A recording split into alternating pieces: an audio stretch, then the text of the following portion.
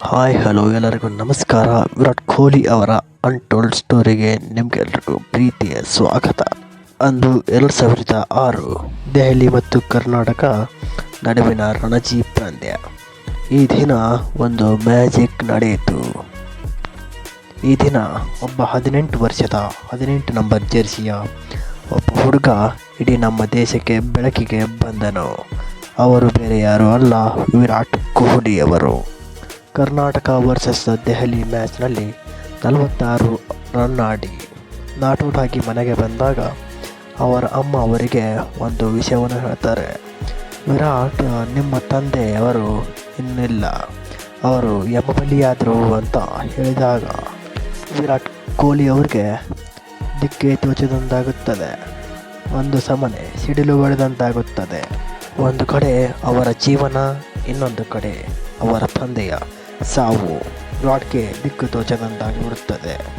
ಅವರು ಆಗ ತಕ್ಷಣವೇ ಅವರ ಕೋಚ್ ರಾಜ್ಕುಮಾರ್ ಶರ್ಮಾ ಅವರಿಗೆ ಫೋನ್ ಮಾಡ್ತಾರೆ. ನೋಡು ವಿರಾಟ್, ನಿಮ್ಮ ತಂದೆಯ ಆಸೆ ನೀನೊಬ್ಬ ಅತ್ಯುತ್ತಮ ಕ್ರಿಕೆಟರ್ ಆಗೋದು. ಇದು ನಿನಗೆ ಒಂದು ಒಳ್ಳೆಯ ಅವಕಾಶ.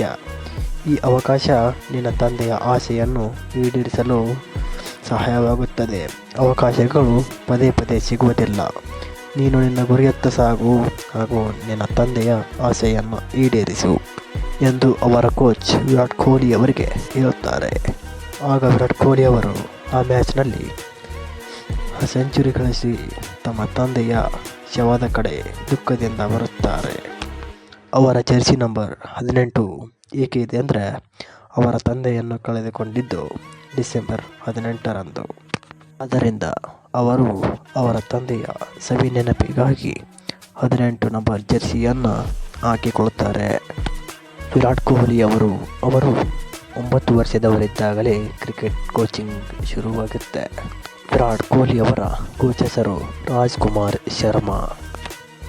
ವಿರಾಟ್ ಕೊಹ್ಲಿ ಅವರು 2002ರಲ್ಲಿ ಪ್ರೊಫೆಷನಲ್ ಜರ್ನಿ ಶುರು ಮಾಡ್ತಾರೆ. 2002ರಂದು ಅಂಡರ್ 15 ಟೀಮ್ಗೆ ಸೇರಿದ್ರು. ಅದಾದ ನಂತರ 2004ರಲ್ಲಿ ಕೊಹ್ಲಿ ಅವರು ಅಂಡರ್ 17 ಟೀಮ್ಗೂ ಕೂಡ ಸೆಲೆಕ್ಟ್ ಆಗ್ತಾರೆ. ಮತ್ತು ಜುಲೈ 2006ರಂದು ವಿರಾಟ್ ರವರು ಭಾರತದ ಅಂಡರ್ 19 ಟೀಮ್ಗೂ ಕೂಡ ಸೆಲೆಕ್ಟ್ ಆಗ್ತಾರೆ.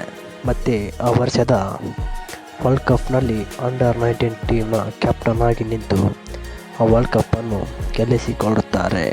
ಅವರು ಪ್ರಪ್ರಥಮ ಬಾರಿ 2008ರಂದು RCBಗೆ ಜಾಯಿನ್ ಆದರು.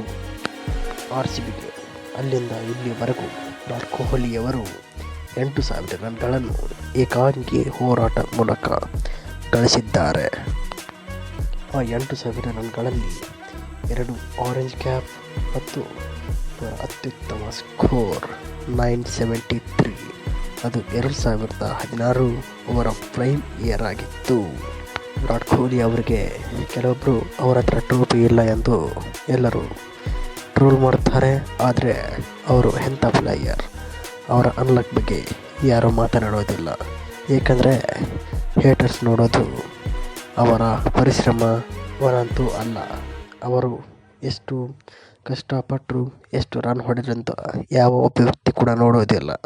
ಬದಲಿಗೆ ಅವರು ಎಷ್ಟು ಟ್ರೋಫಿ ಗೆದ್ದರು ಅನ್ನೋದೇ ಈಗಿನ ಜನರಿಗೆ ಮುಖ್ಯವಾಗಿ ಬಿಡುತ್ತದೆ.